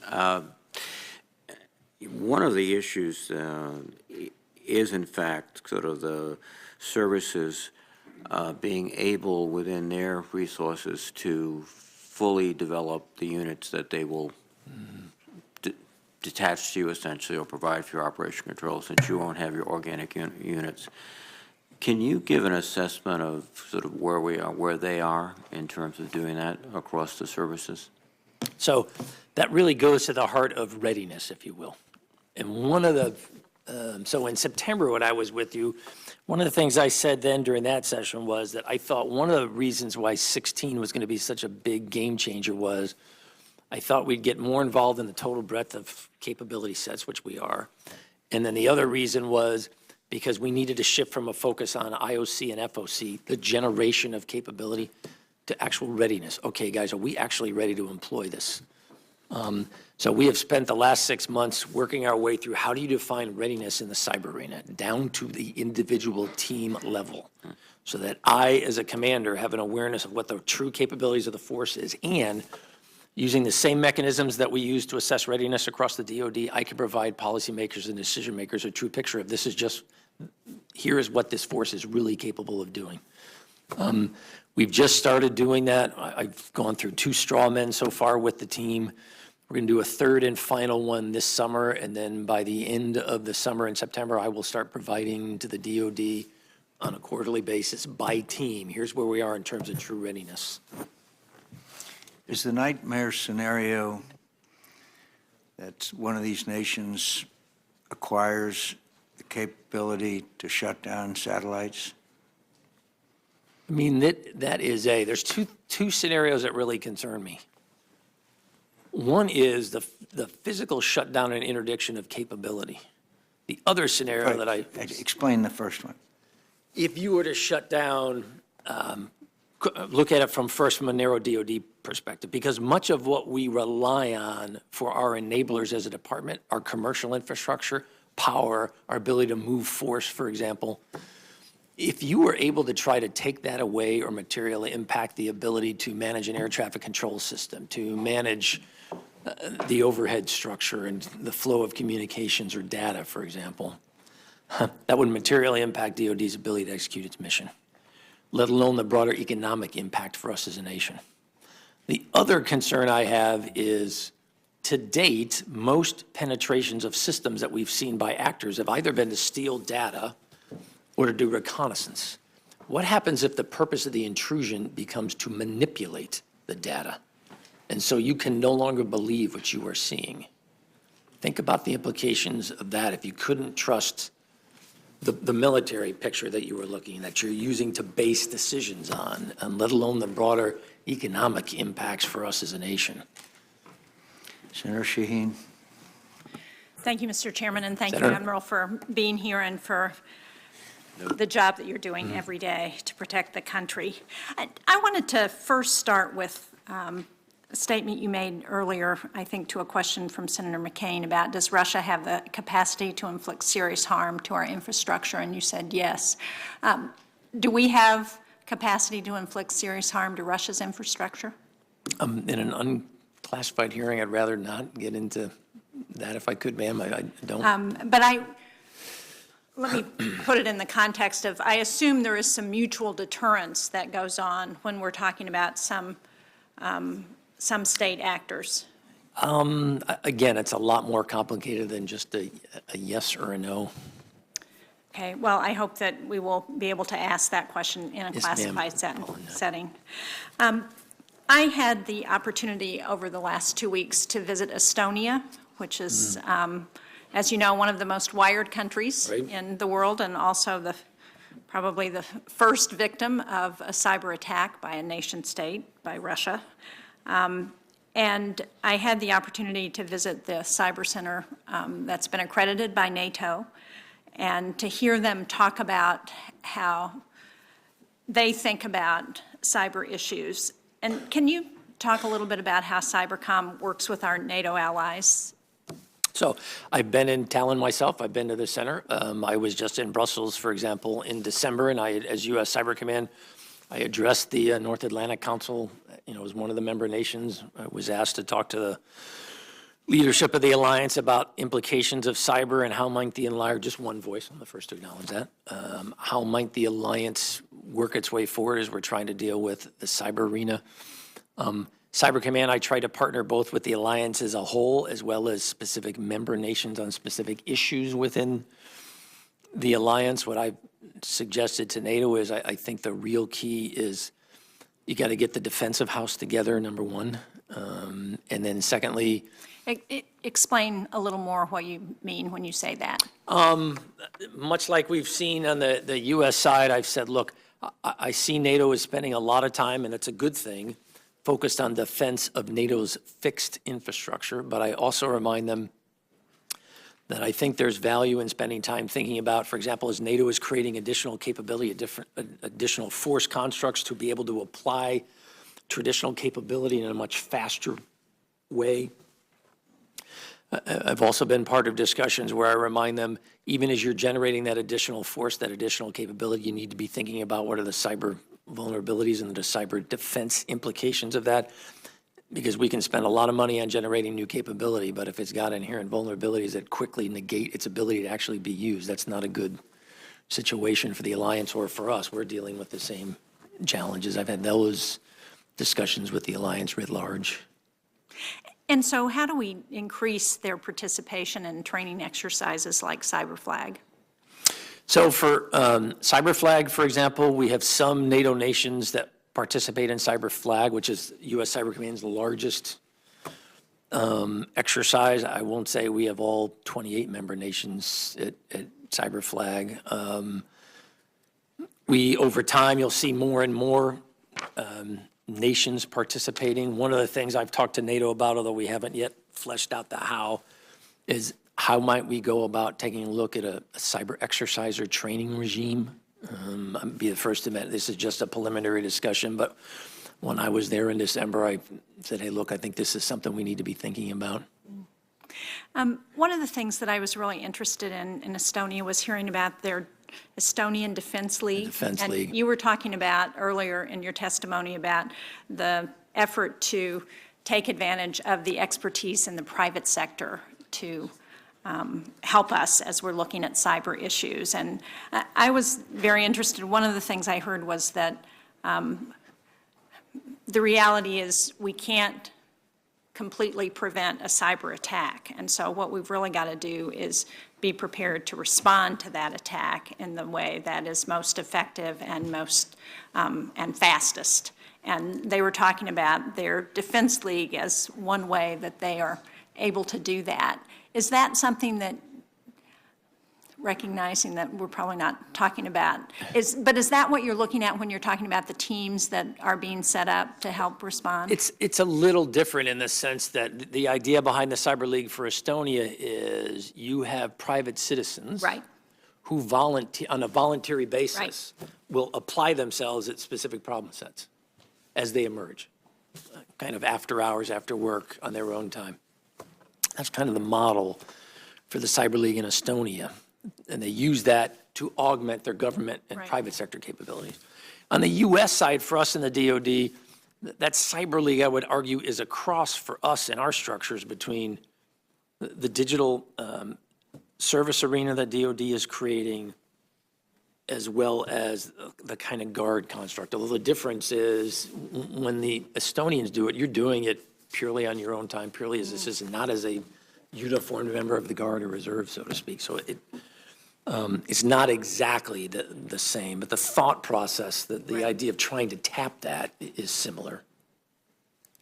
Thank you. Thank you, Mr. Chairman. Thank you, Chairman. I want to thank you, Admiral Rogers, for your service to the country. I wanted to just ask you a basic question. You have a substantial responsibility in your position. What keeps you up at night? What is you're most worried about that we need to understand? Well, let me be a bit of a smartass and say, based on the workload, I have no problem sleeping. But secondly, there's three things generally I highlight.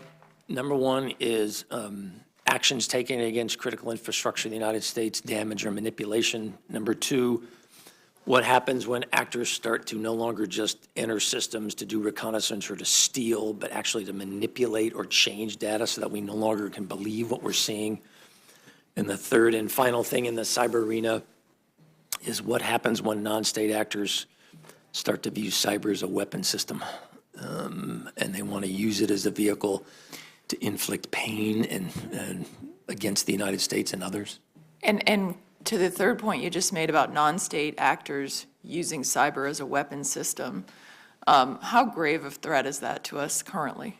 I would argue that it is not, it's one of these, you say it and then tomorrow something will change. But today what I would tell you is I have not seen groups yet make huge investments in this, but I worry that it's a matter of time because it wouldn't take long. One of the challenges of cyber, in addition, we previously talked today about how it doesn't recognize boundaries.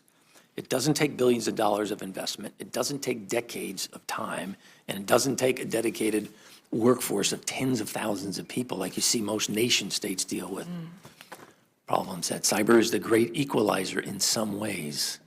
And what are the greatest risks, to the extent you can describe them here, to our critical infrastructure, the first issue that you? I just worry, in that regard, what I worry is, based on the accesses and the activity that I've seen of some nation-state actors out there, what happens if they decide that they want to, for some period of time, disrupt the things we take for granted? The ability to always have power, pumps, Power system. power Financial systems, to system. move money. I mean, if you take a look at the scenario in the Ukraine on the 22nd of December, imagine had a scenario like that unfolded in the United States. I'm not going to argue that someone's capable of making the United States totally go dark, but I would argue there's capability there to cause significant impact and damage. That's why you discussed in your opening testimony the need for the coordination between government, private ma'am. sector, and across the whole of government. Right. I wanted to ask you, the law that was changed by Congress in terms of the NSA, the holding of information, the USA Freedom Act.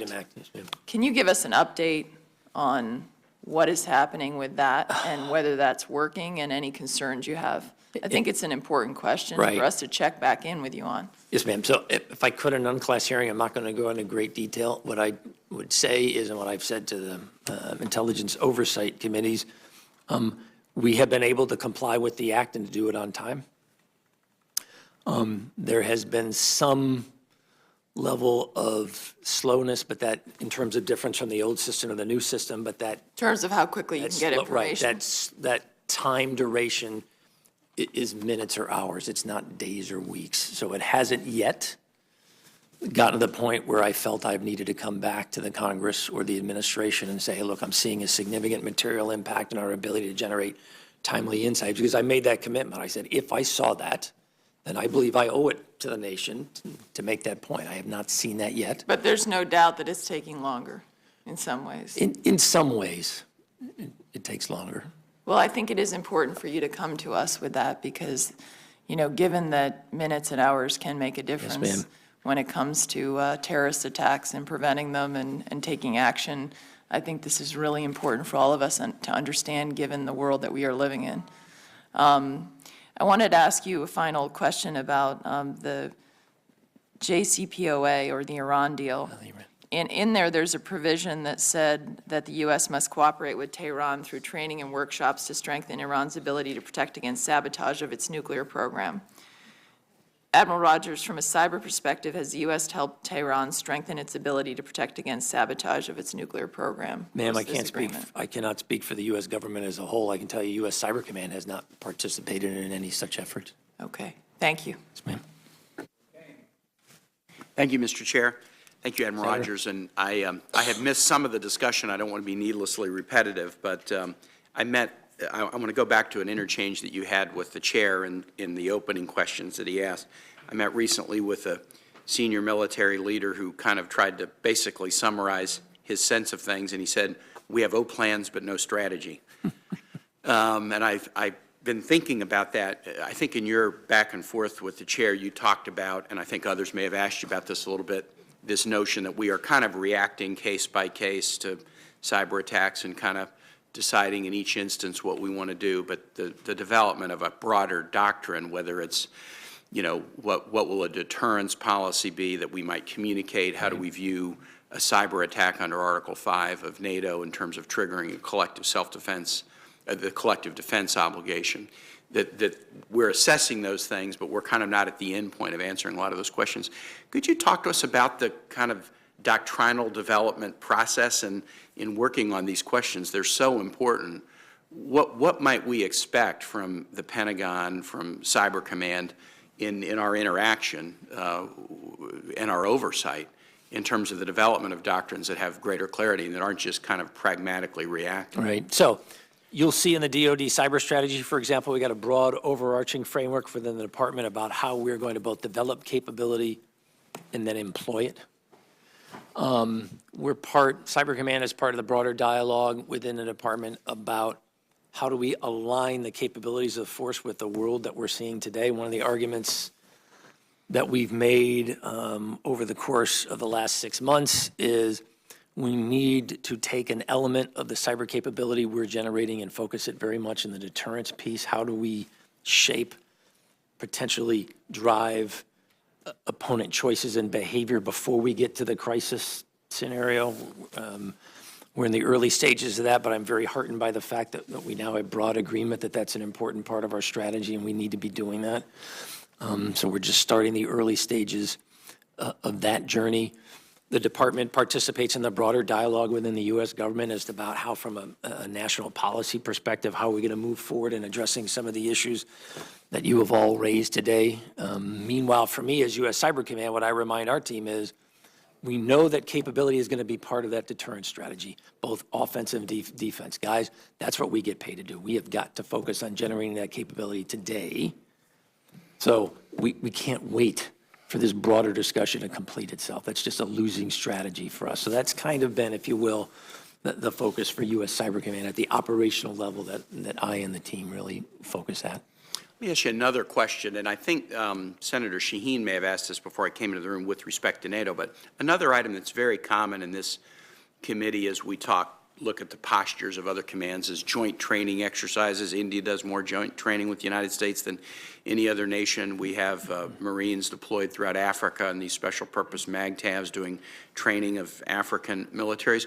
What is our posture vis-a-vis sort of partners in the cyber area, in the training that we do together, in the development of joint resiliency strategies?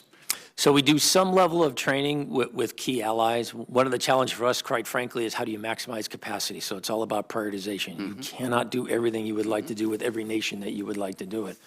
So part of our strategy is how do you focus the greatest return, and what are the nations that you want to start with? So we have done that. The other challenge I find is, and this is part of an ongoing internal discussion for us, based on where we are in the journey right now, I can't do so much with the external world that it negatively impacts our internal ability within the department to generate. Because unlike some mission sets where we literally have decades of infrastructure, capability, capacity, and experience, we don't have that in the cyber arena. So the same force and capability I'm using to help train and partner with foreign counterparts, I'm still building every day. So that's part of the challenge for us right now. I don't think it'll be as much an issue in the future as that capacity fully comes online, but we're not there yet. We trained aviators out of other service branches, and then we created an Air Force Academy in 1954 and decided, okay, we're going to train aviators. Not that we don't train aviators in the other service branches. I think Senator McCain may have had some training somewhere in his past, but we created an Air Force, after World War II.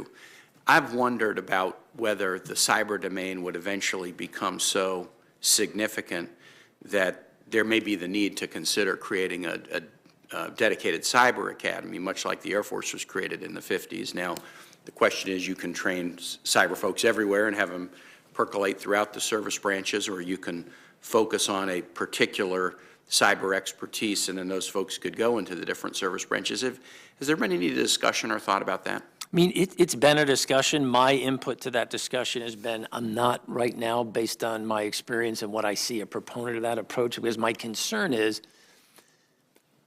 to maximize effectiveness in cyber, you need to understand how it fits in a broader context. And I watch at times when I deal with elements in our own workforce who are incredibly technically savvy, incredibly smart about the eaches of the mission, and yet when I try to remind them, remember, we're applying this as part of a broader strategy and a broader context.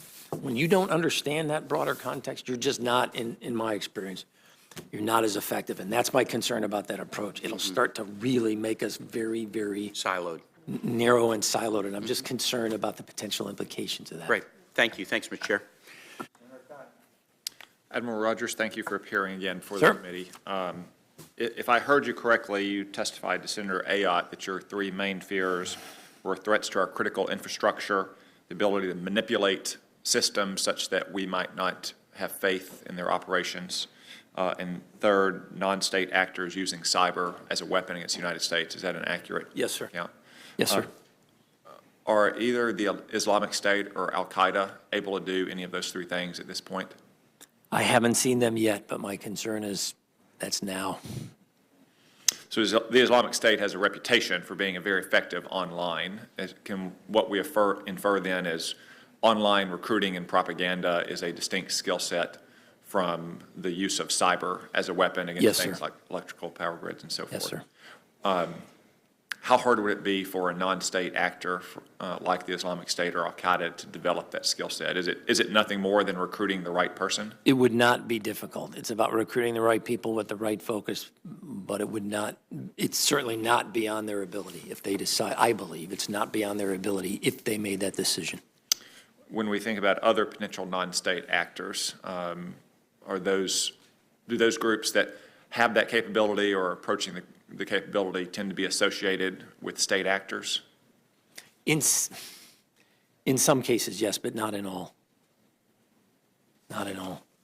Okay. I want to turn now to the ongoing debate about encryption. I think data security and cybersecurity is obviously critical in the modern world. Most people in this room probably have a smartphone in their pocket. Even my 70-year-old father finally turned in his flip phone and got a smartphone recently. We keep emails, text messages, phone calls, financial information, health information, many other sensitive data. He's ahead of Senator Graham. On our phones. So I think data and cybersecurity is essential. I also think physical security is essential. Right. And I'd hate to see Americans get blown to pieces because we had an imbalanced priority of cybersecurity over physical security. How do we strike that balance as a society? My first comment would be, I don't think it's either or. I don't either. There has to be some kind of... My argument would be, we don't serve either viewpoint particularly well when we cast this as, well, it's all or nothing, it's either or. My view is, over time, we have been able to integrate ground-changing technology in the course of our nation and to do it in a way that enables the nation under the right circumstances with the right level of control to be able to access that. And for me, my starting position is, what is it that is different about this that would preclude that from applying here? I just don't personally see that, even as I acknowledge there's no one simple answer. There's probably no one silver bullet. It's not going to be a one-size-fits-all. But I look at the innovation and the can-do approach that we have as a nation to this, and I'm thinking we can solve this. Like, for instance, a decades-old law known as the Communications Assistance for Law Enforcement Act, which tells telecom companies of any size that if they want to construct a telephone system in this country, it has to be susceptible to a wiretap pursuant to a court order. If the court finds probable cause to order a wiretap against, say, a terrorist suspect or a human trafficker or a drug dealer or so forth. Similarly, we all expect privacy in our bank accounts, but banks obviously must maintain systems in which they turn over bank account information subject to a court order against, say, a potential money launderer. Is there any reason our society should treat data and tech companies differently from how we treat telephone companies and banks?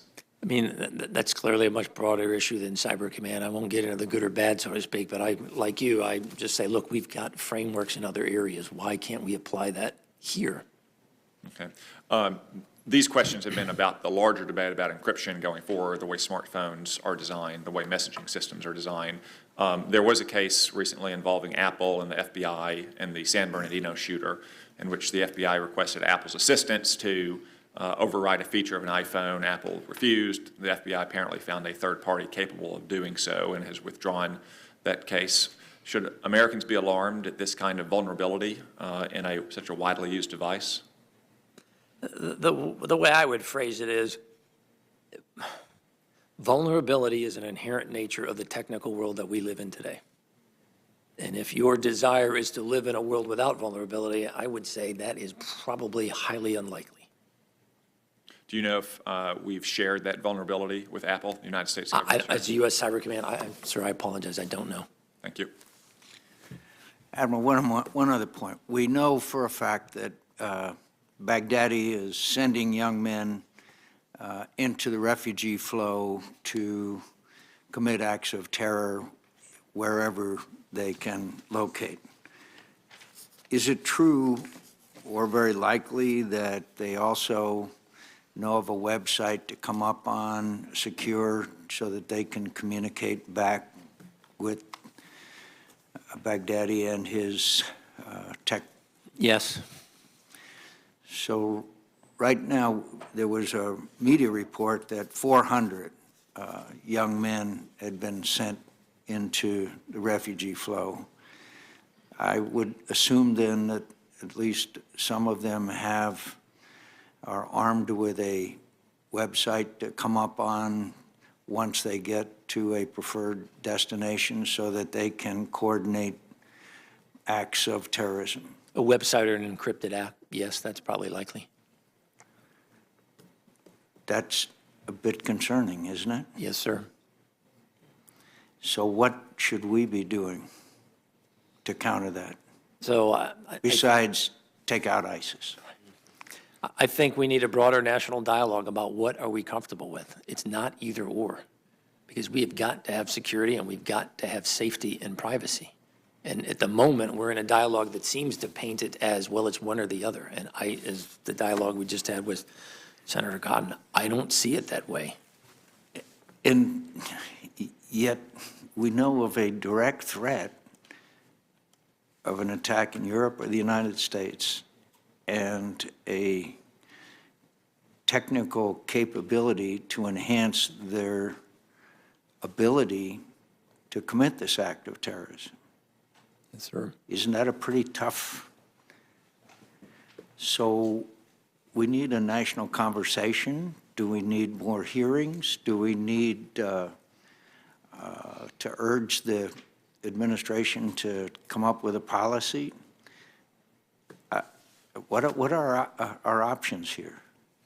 Well, the worst-case scenario to me is we don't have this dialogue, and then we have a major event. And in the aftermath of a major event, we decide to do something that perhaps in the breadth of time we step back and ask ourselves, how did we ever get here? I don't think there's any doubt that's a likely scenario.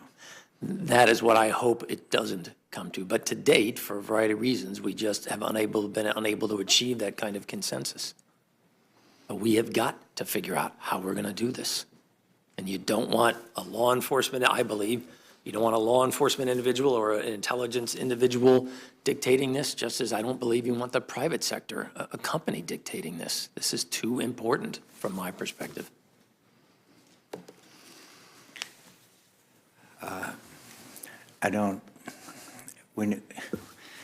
Is awareness of this threat important for the American people to know how serious this threat is? Yes. Senator King. Mr. Chairman, hearing this dialogue and the discussion you've just been having, it strikes me it underlines the foolishness of continuing to be governed by budget decisions made 6 years ago when this threat was nothing like the magnitude that it is today. And here we are dealing with a major new threat and trying to fit it within, to shoehorn it within a budget structure that was, that clearly did not take account of the fact that we've got a major new threat and a serious one that we're facing that's going to take resources to confront. I just can't help but make that point, that it underlines the fact that we're governed by decisions made at a time when circumstances were very different than they are today. Well, I thank Senator King, but Admiral Rogers has already made it clear, I think, in this testimony that sequestration will prevent him from carrying out completely the missions that he's been tasked with. Is that correct, Admiral? Yes, sir. And my greatest concern, if he went to sequestration, would be the impact on the workforce, particularly the civilians, who would argue, so is this what I want to be aligned with? That concern, I can replace equipment. It takes us years to replace people.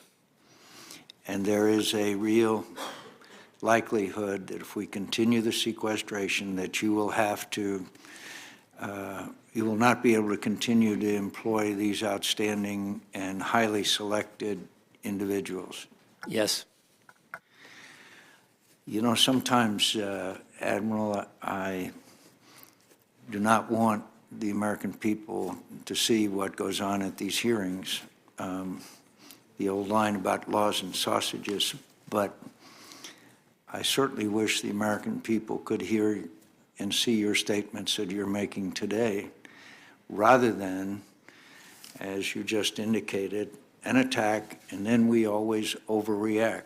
that's just what democracies are all about. And so I thank you for your good work, but I also want to thank you for your straightforward answers to questions that were posed by the members of this committee. And we thank you. Hearing is adjourned. Thank you, sir.